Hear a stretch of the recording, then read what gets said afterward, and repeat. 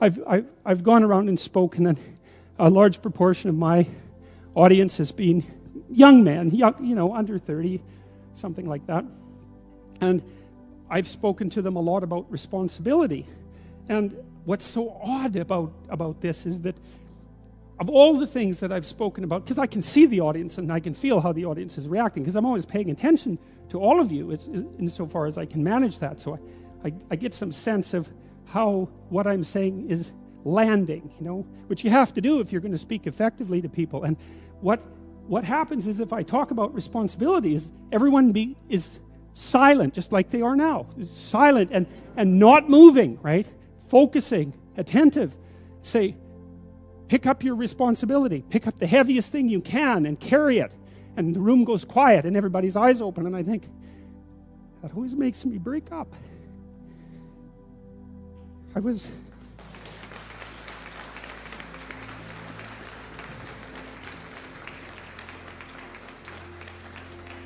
I don't know why. I was speaking to an English journalist today. He was going to write an article in Spectator magazine, and I was talking about this. And at the same point in the discussion, I had the same emotional reaction. I don't really understand it.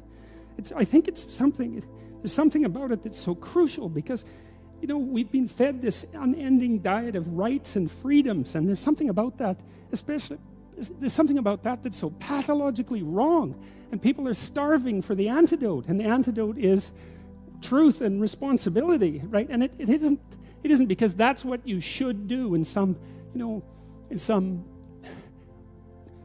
I know better, or someone knows better for you what you should do sense. It's that's the secret to a meaningful life, and without a meaningful life, then all you have is suffering and nihilism and despair and all of that, and self-contempt, and that's not good. And so it's necessary for men to stand up and take responsibility, and they all know that and are starving for that message. And the message is more that that's also a good thing, to stand up and take responsibility, because you're cursed so much now from when you're young with this notion that your active engagement with the world is part of what is destroying and undermining the planet and adding to the tyranny of the social systems. It's like, how about not so much of that, hey?